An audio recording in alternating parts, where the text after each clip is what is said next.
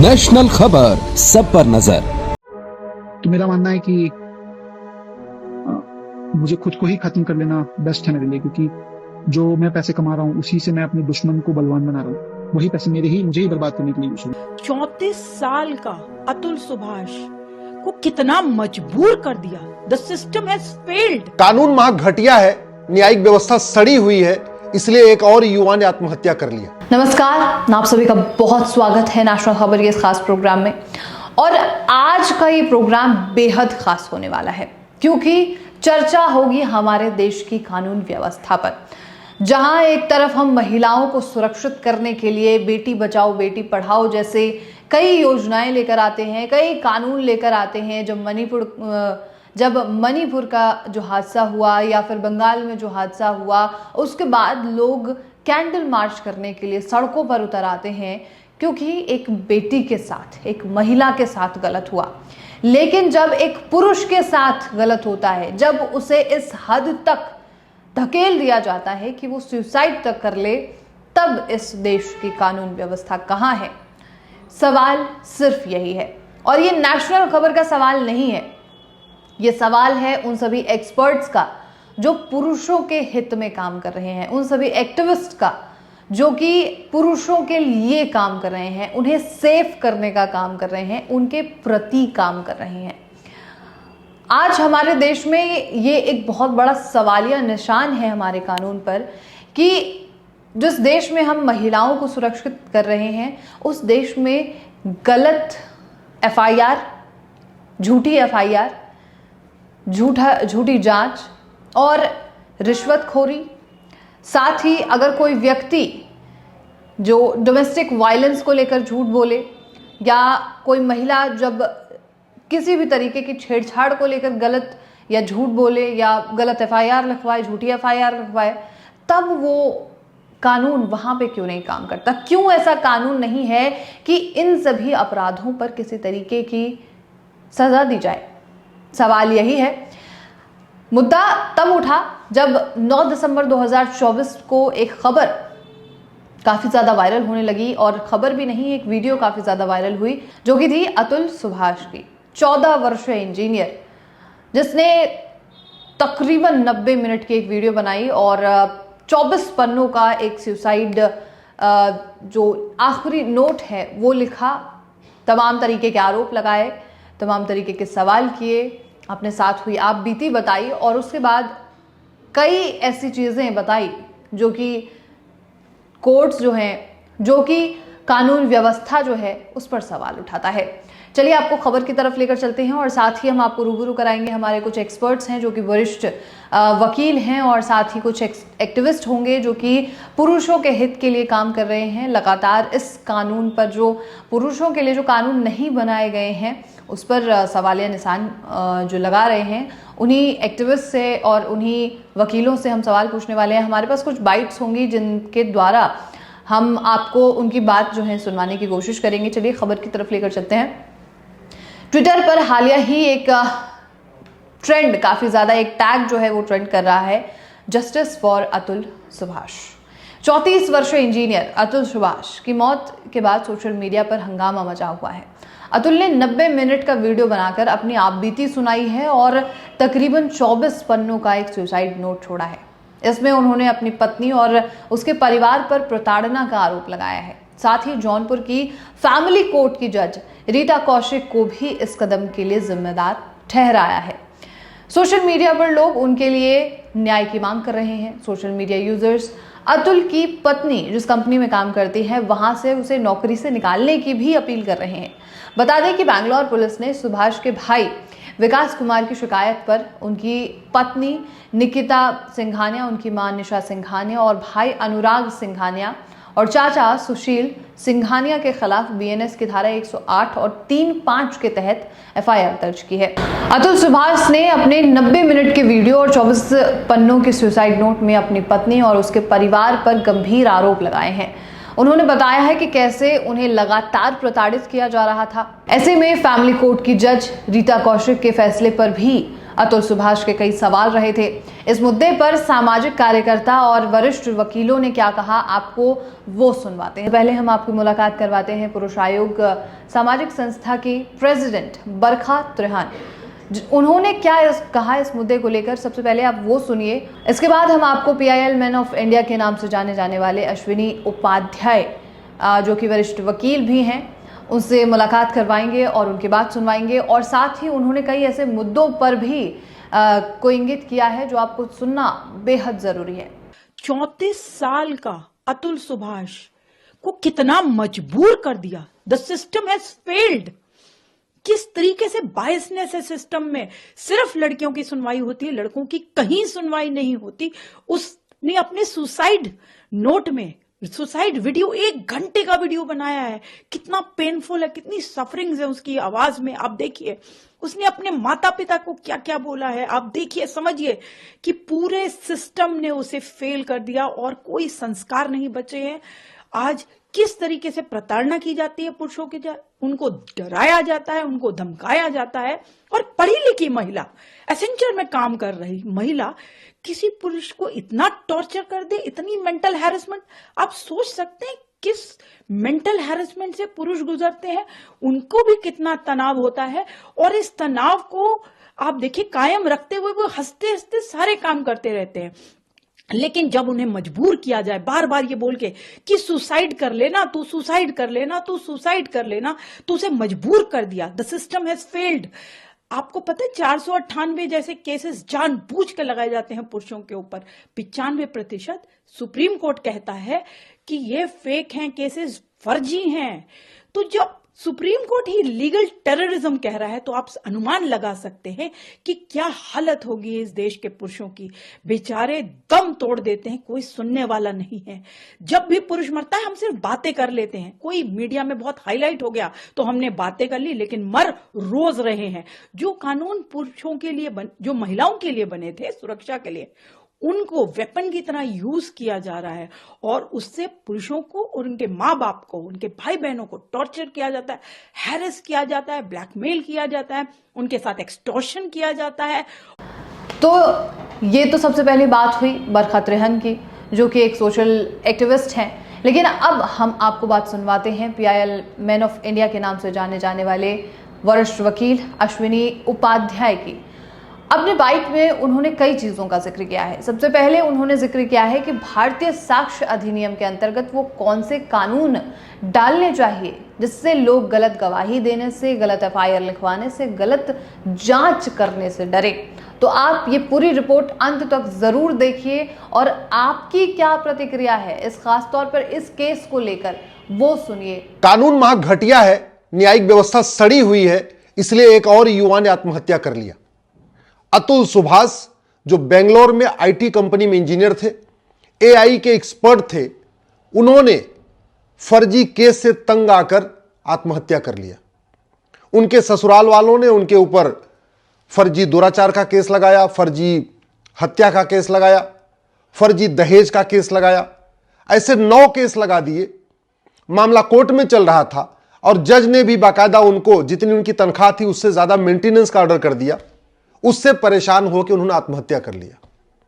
मैं बार बार कहता हूं, भारत में हर साल लगभग 10 लाख लोग घटिया कानून के कारण अपनी जिंदगी जी नहीं पा रहे। एयर पोल्यूशन के कारण लोग मर रहे हैं, वाटर पोल्यूशन के कारण मर रहे हैं, नॉइज पोल्यूशन के कारण मर रहे हैं, सड़क में गड्ढों के कारण मर रहे हैं। इसके अलावा फर्जी बलात्कार के केस से परेशान होकर आत्महत्या कर रहे, फर्जी छेड़छाड़ के केस से परेशान होकर आत्महत्या कर रहे, फर्जी SC ST केस के कारण लोग आत्महत्या कर रहे, फर्जी दहेज के केस के कारण आत्महत्या कर रहे। लाखों निर्दोष लोग जेल में सड़ रहे हैं और लाखों दोषी लोग बेल पे बाहर घूम रहे हैं। मूल कारण है घटिया कानून और सड़ी हुई न्याय व्यवस्था।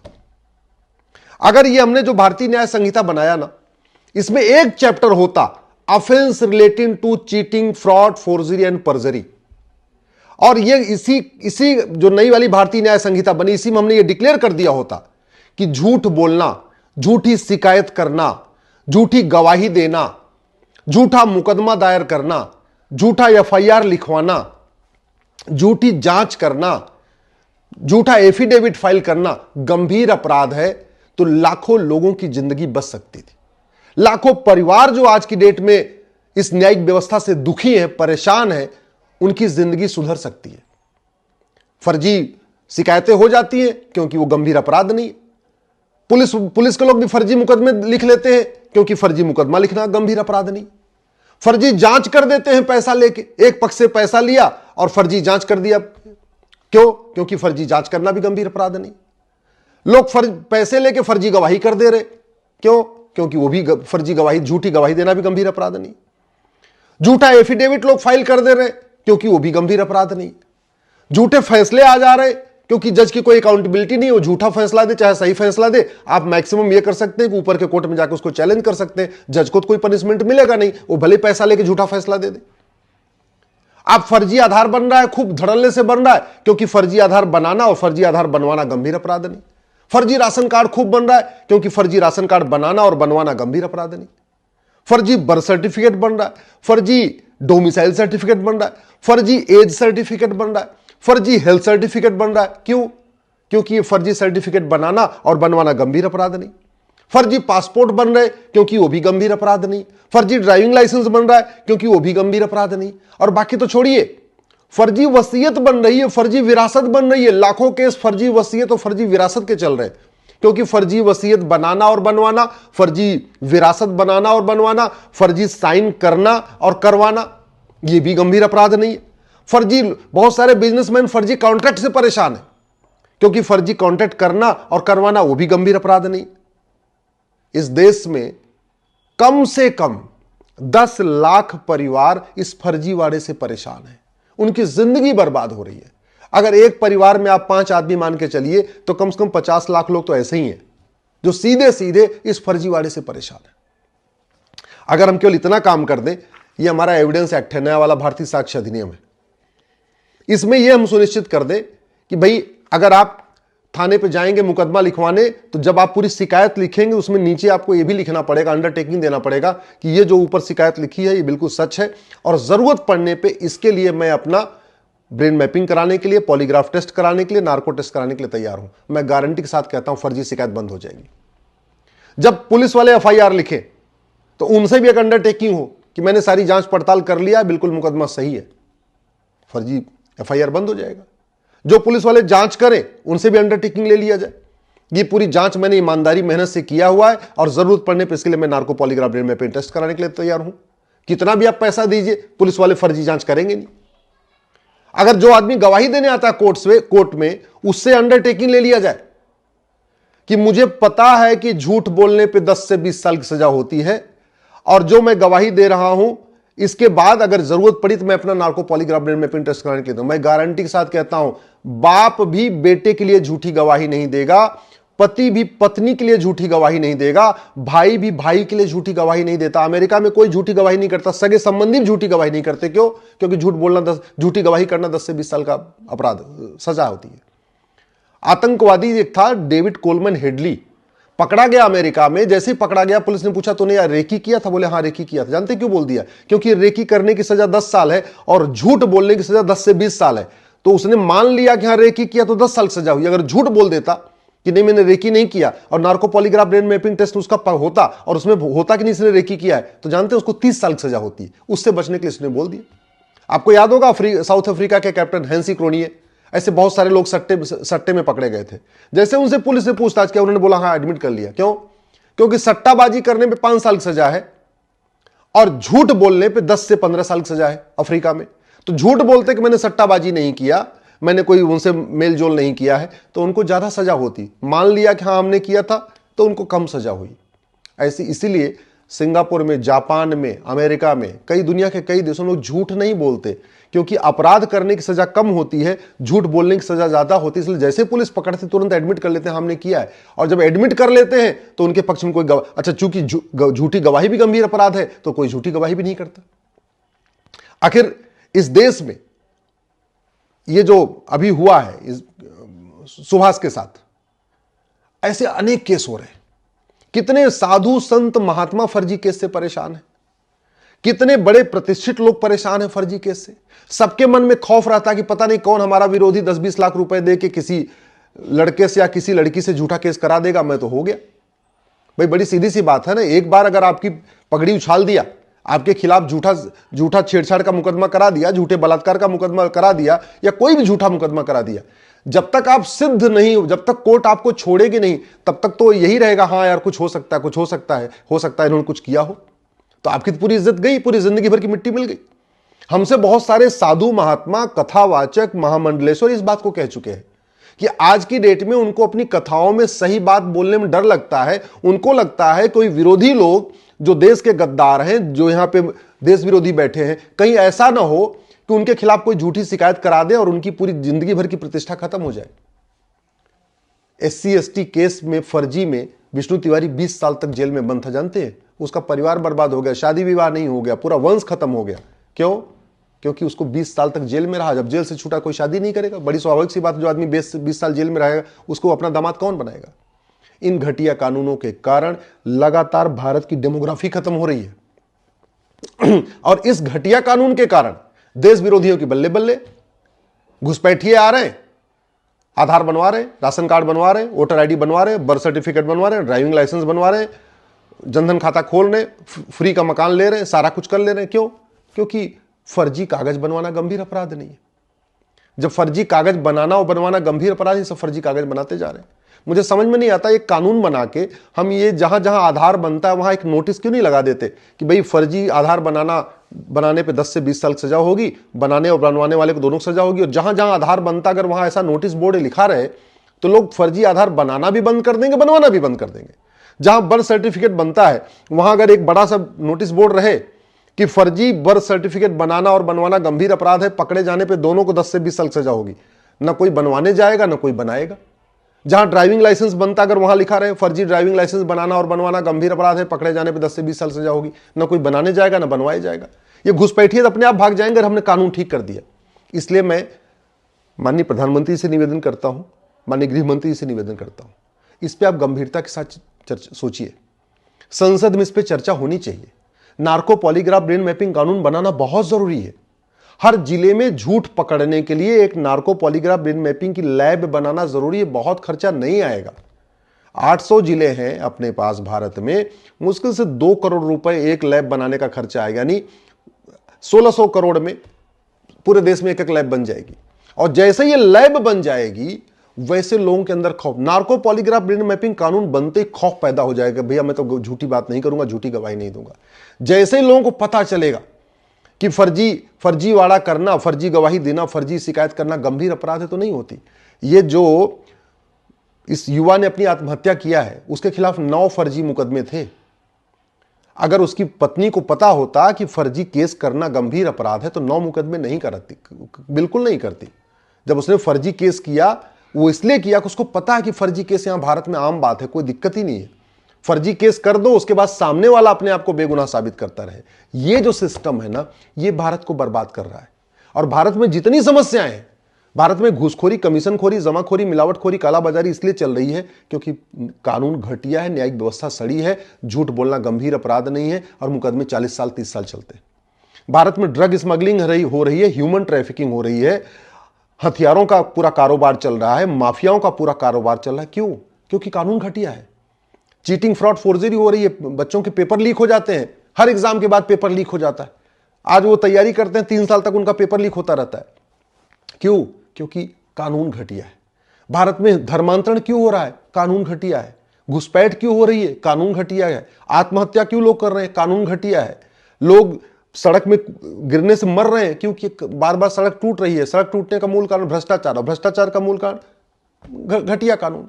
तो इस घटिया कानून के कारण 10 लाख से ज्यादा, हर साल 10 लाख लोग जल्दी खत्म हो रहे हैं, वो अपनी पूरा जीवन नहीं जी पा रहे हैं। इसलिए मैं माननीय प्रधानमंत्री से निवेदन करता हूं कि कम से कम जुडिशियल रिफॉर्म पे चर्चा करिए। एक बार जरा ये तो पता करवाइए कि सिंगापुर में लोग ईमानदार क्यों हैं, सिंगापुर में फर्जी केस क्यों नहीं होते, अमेरिका में फर्जी केस क्यों नहीं होते, न्यूजीलैंड में फर्जी केस क्यों नहीं होते, रूस में फर्जी केस क्यों नहीं होते, चीन में फर्जी केस क्यों नहीं होते, भारत में क्यों हो रहे हैं। इसको बदलिए और ये जो कानून है ना, इसको बदलना बहुत ज़रूरी है। ये हमने जो भारतीय न्याय संहिता बदला है ना 150 साल के बाद, इसमें एक चैप्टर चीटिंग फ्रॉड फोर्जरी का ज़रूर होना चाहिए। चीटिंग फ्रॉड फोर्जरी गंभीर अपराध घोषित करना चाहिए और हमें हर व्यक्ति से अंडरटेकिंग लेनी चाहिए जो आदमी शिकायत कर रहा है या गवाही दे रहा है या आपको एफिडेविट फाइल कर रहा है। ऐसे ही जहां जहां कोई डॉक्यूमेंट बनता है वहां एक नोटिस बोर्ड लगाना बहुत ज़रूरी है कि ये जो डॉक्यूमेंट बन रहा है अगर ये फर्जी हुआ तो बनाने वाले को और बनवाने वाले को 10 से 20 साल सजा होगी।